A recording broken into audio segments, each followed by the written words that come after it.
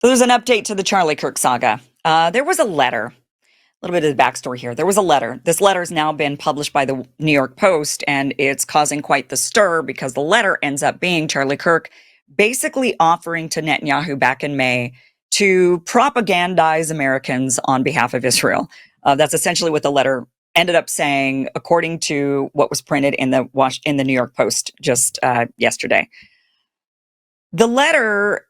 The reason this letter matters is because Candace Owens and Max Blumenthal and some others allege that this letter was actually a criticism of Israel, and that Charlie Kirk was saying to Netanyahu in this letter that he wrote in May that he was concerned with Israel's influence on American politics, that he didn't like the direction that it was going in.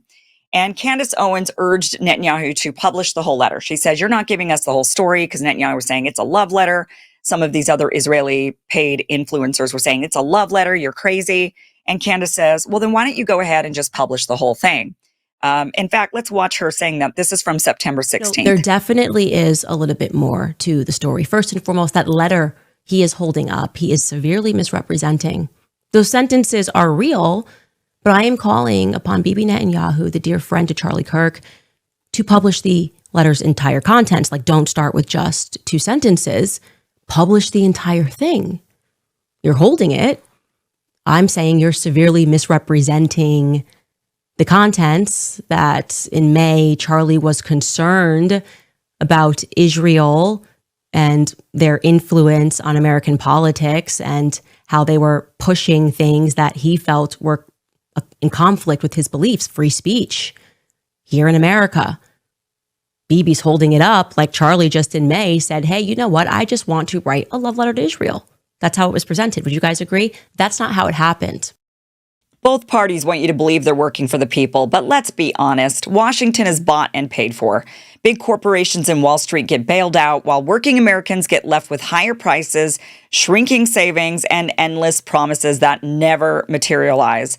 The system is corrupt, and when it breaks, they won't be the ones paying the price. We will. That's why I put my trust in something outside of their control. Physical gold and silver from American Hartford Gold. Precious metals are real, tangible, and they've held their value through every economic collapse in history. You can have them delivered straight to your home or secured in a tax-advantaged gold IRA. American Hartford Gold has an A+ rating with the Better Business Bureau and thousands of 5-star reviews. And right now, when you call and mention my name, Kim, you can get up to $15,000 in free silver with your purchase. So call 866-584-3884 or text Kim to 65532. That's 866-584-3884 or text Kim, K-I-M, to 65532. Don't wait for politicians to fix a system they benefit from. Protect yourself today. Well, it wasn't just a love letter to Israel, not what was published anyway. And so there's some curiosity on whether or not this letter is actually even real, because it is kind of over the top. Let me just give you a bit of some of the highlights of this very, very long letter. The thing is like 5 pages long, so we're not going to read through the whole thing. But really, it's the letter written back in May is Charlie Kirk expressing concern to Netanyahu that Israel is losing the information war. And not only does he say Israel's losing the information war, but then he goes on to basically offer his services to help propagandize Americans. And that is the part that is suspicious to people. They're saying, would Charlie Kirk really offer to help propagandize Americans? That seemed to be totally and completely against everything he stood for. He liked debate. He liked conversation. He liked, he liked all of that. So why would he offer to propagandize Americans? So these are some of the sort of, I guess, tough love phrases that were in this letter of, hey, you're losing the information war. He says, in my opinion, Israel's losing the information war and needs a communications intervention. He says, sometimes it feels like, here, let me actually pull up this document for you. So, it's a really long one here. In my opinion, sometimes it feels like I'm defending Israel in public more than your own government. Sorry for the brutal honesty, but Israel's approach to social media is PR malpractice, he says. Honestly, I don't even know if you have a press secretary. You're an eloquent defender of Israel, but you need a team of information warriors out there pushing back every day. Mr. Prime Minister, stop this retreat. Get in the information war fight.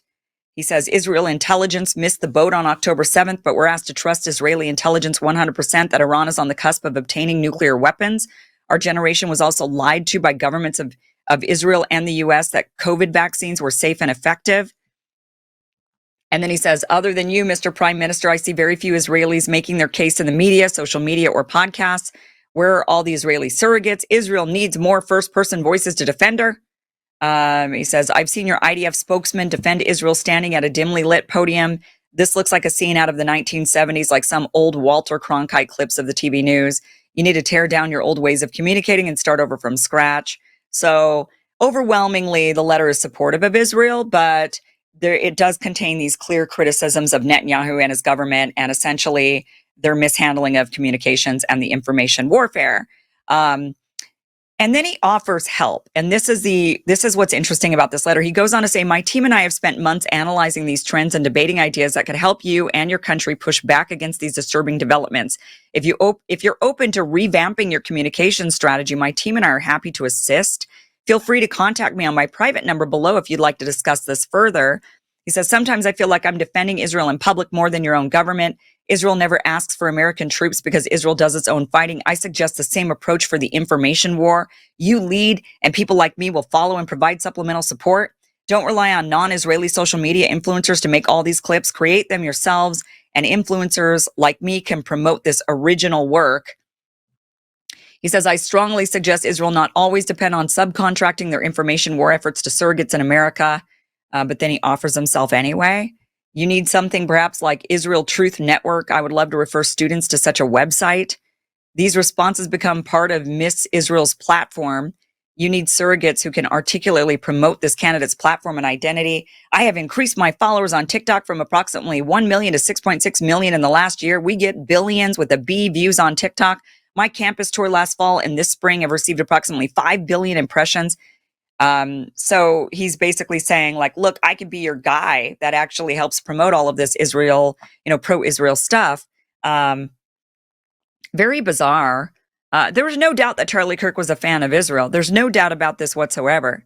So I think, I don't think either side has to be wrong on this particular debate of this letter. Candace, now people are going and mocking Candace Owens and Max Blumenthal and saying, oh, look at these idiots. They said that this letter was this kind of scorching letter to Netanyahu, and in reality, it was a love letter to Israel. That was back in May.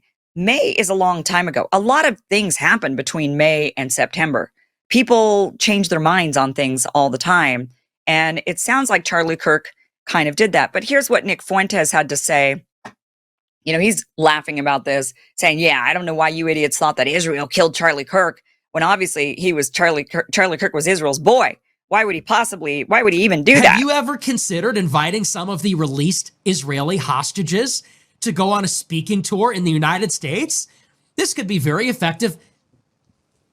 We're like halfway through the letter, by the way.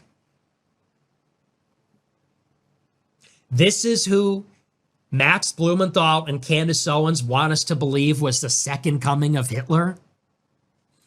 Israel needed to kill this guy because he was about to blow the lid on the whole operation. They couldn't bribe him, couldn't blackmail him, couldn't negotiate with him. He had to be eliminated. He had to go because he was too out of control. This is the guy. I just want to keep reiterating that it doesn't have to be the government of Israel that decided to kill him. In fact, most likely it wouldn't be. It would be, but Israelis, pro-Israel, or even ultra-crazy Zionists who really were unhappy with Charlie Kirk. Let me just play for you again Charlie Kirk's interview with Megyn Kelly just a month before he was shot and killed. So this letter was months ago, and this is what Charlie was saying only a month prior to being shot and killed. Oh. Not really sure what happened to that. I see what's happening, and it's my job to comment honestly on it. But I am sick of being lectured on, like, You have to see it exactly as we see it and support everything, or you're against us. So this is so important, Megyn. And again, you cannot say everyone in the pro-Israel, and I don't say it, acts that way. But I got Agreed. texts about you, Megyn, saying, why is Megyn like doing the bidding of Hamas? I was like, what are you talking about? Megyn's the best. Like, what? Like, she's amazing. And I said, why are you texting me about Megyn? And I at that point, and so this is what they don't understand. You and I, Megyn, and Tucker is in the same category, and they've tried to go after Tucker. Yeah. Is that the more you attack our moral character, the more we're going to double down in a direction, because 100%. Screw you, I don't do it that way, okay? Right. Like tell me I'm wrong. Cool. Tell me if I got my facts wrong. By the way, on the Epstein thing, Naftali Bennett says he wasn't an Epstein agent. We have to be pursuers of truth. They've denied it. Fine. Let's keep digging. Okay, fine. But the thing that I think is being lost is, like, on some part of the population, you can scold them into silence, right? But if I have any deviation of a purity test, any deviation whatsoever, such as hosting a focus group, right, Megyn, with a bunch of our students that went viral, having Dave Smith or Tucker at my event, it is all of a sudden, oh, Charlie is he's no longer with us and all that. I said, wait a second, what do you mean? What does with us mean exactly, right? I'm an American, okay? Like, I represent this country, and I don't even understand that paradigm. But Megyn, I think you would agree with this. I want to make sure we really zero in on this. Personality types like you, myself, and Tucker, the more that you guys privately and publicly call our character into question, which is not isolated, right? Megyn, it would be one thing if it was one text or two texts. It is dozens of texts. Yes. Then we start to say, hold the boat here. And to be fair, some of my really good Jewish friends are like, that's not all of us, it's all, but these are leaders too, though, right? These are stakeholders, right? And so, look, I'm afraid, because again, I want civilization to win. I want the West to win. I don't want the Islamo-fascist barbarians to storm the gates of Jerusalem. I want the holy sites protected. I believe in the Holy Land. I love that Jesus walked on water there and rose from the dead and preached in the Mount of Beatitudes. Like, I feel the connection to Israel. But at the same time, simultaneously, when the hostile reaction is that now Megyn and Charlie are enemies, right? Boy, I'll tell you, like, you're not gonna, I wouldn't say lose, but you will weaken and just basically deflate two of your strongest advocates if that continues. So you have a bunch of Israelis and pro-Israel people, Zionists, top level even, not just one-off text, lots of texts, and even high-level people that are saying, you're an enemy, you're an enemy. So it doesn't need to be the state of Israel that went and decided to off the guy and they sent out Mossad to do the job. It could have just been a fanatical group of Israelis that are just fanatical. And they felt like he's a traitor now and he's leading people the wrong direction. He's not doing what we want, and we're going to kill him for it. And they plotted and planned and pulled it off. I mean, I don't understand this obsession with why it needs to be the government of Israel that had to sanction an assassination of American. Most likely, the government of Israel would not do that. They would have another group do it, what they want. I mean, even if Netanyahu wanted that done, I don't think he would task Mossad with that job. I think that he would get some other shady organization that is not affiliated with the government at all, and that's who he would task with that type of dirty job. That's too dirty to have Mossad in on. You don't want your actual government in on that job. You would get some other characters to do that. Yes, at your direction, and maybe but there would be no way to trace it back to you. They would make sure of that, right? So this whole idea that he was the friend to Israel. He loved Netanyahu. He didn't like Netanyahu. Maybe he was saying I'll help you out, but a lot of people are saying this letter even looks fake. How do we know for sure it's real? I mean, basically his press secretary, I guess this is a guy, head of communications, Andrew Colvin. He was recently on Tim Pool's show and said, yes, the letter is real. This is what he said. But then he has a caveat on this, and I think it's important to to listen to the caveat. I suppose I just, ask the man himself your view on all of this, because just you tell me, because I'm not going to put words Is in this your mouth. letter verified? Is this letter true? Yeah, I mean it's real. Yeah. Why is there this idea? I'm going to put it like this. Nick Fuentes called it conspiratard-ish that people were claiming Israel killed Charlie. And it was really funny. He was like, if Ben Shapiro died, they're going to claim Israel did it. And they're claiming now that Nick Fuentes got the call, like Israel called him and told him to Yeah.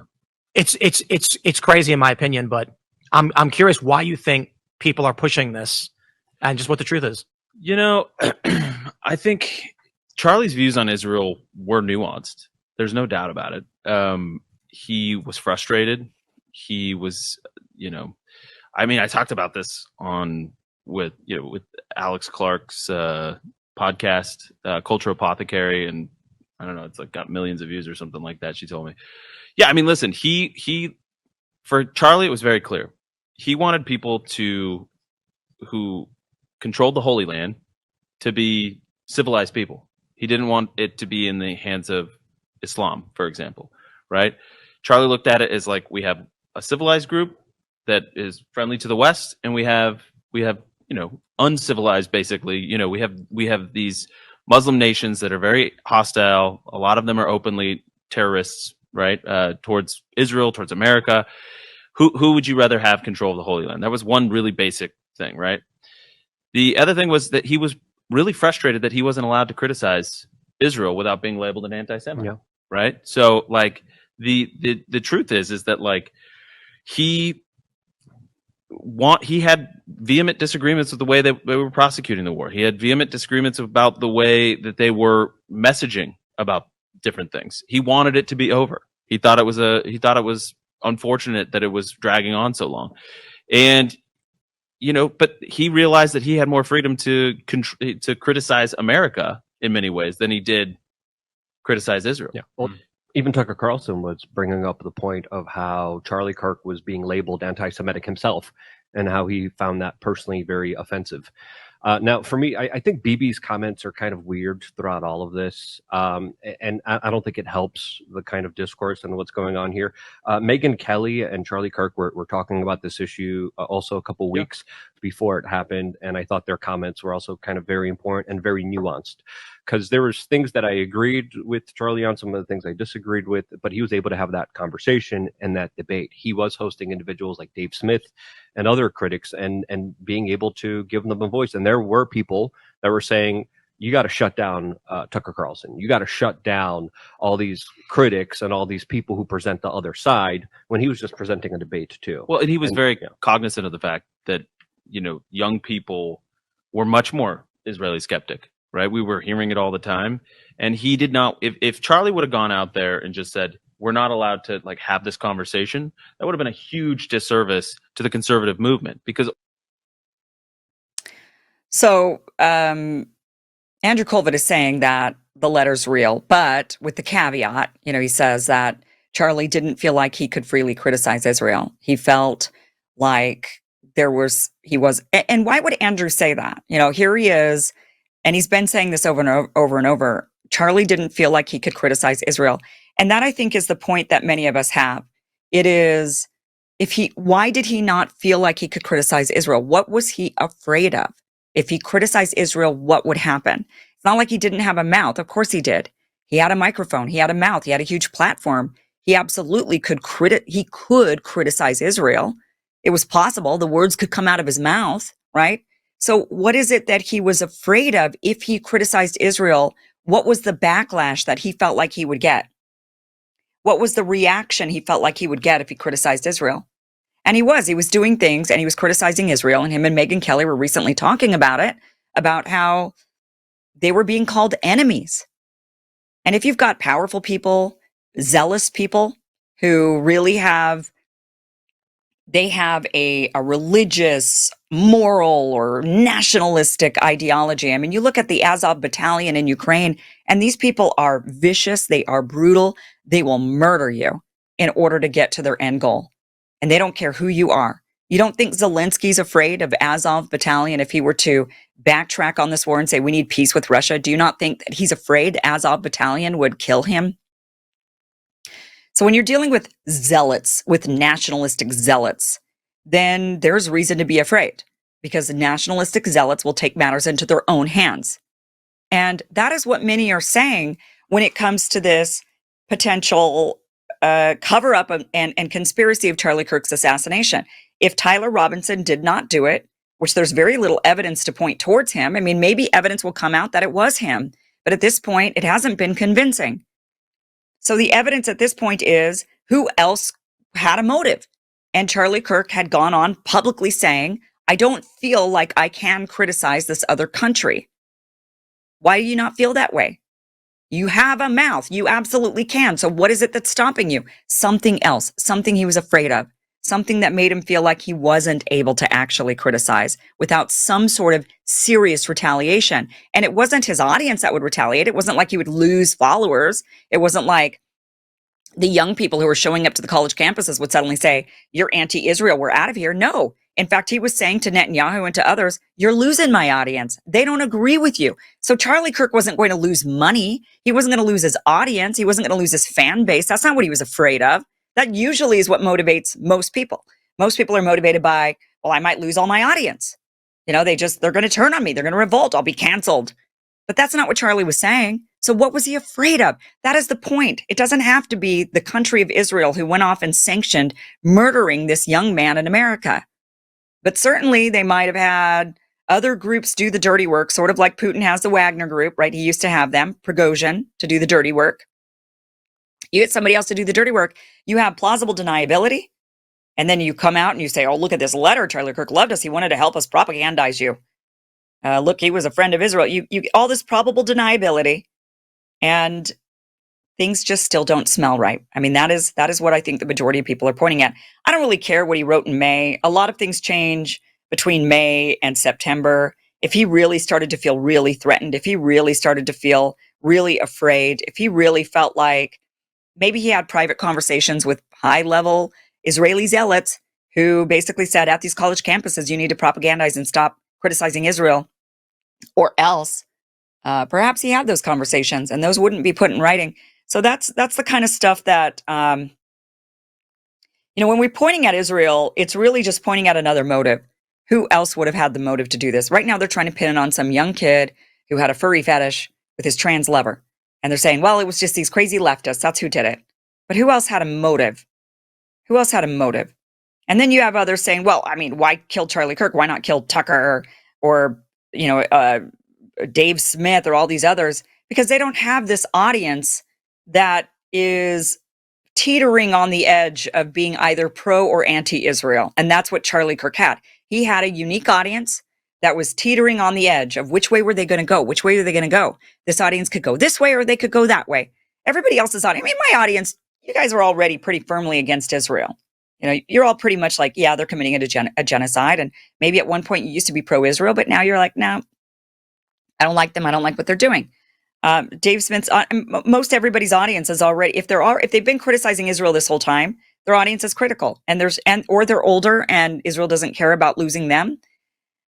So but the younger crowd, Charlie Kirk's crowd, his particular audience was teetering on the edge of, are we going to be pro or are we going to be against Israel? And they were young enough to define Israel's future going forward. Because the boomers are going to die off. And then the younger generation is still around, the Gen Zs, the Zoomers, and the Zoomers are going to decide whether or not the United States supports Israel. And it could be highly consequential for Israel. Highly, highly consequential. And that, my friends, is motive. Thank you for watching this clip from the full Kim Iversen Show, which you can catch Monday through Friday, 2 p.m. Pacific, 5 p.m. Eastern at KimIversonShow.com. It is free for you to watch. Again, 2 p.m. Pacific, 5 p.m. Eastern, KimIversonShow.com. See you there.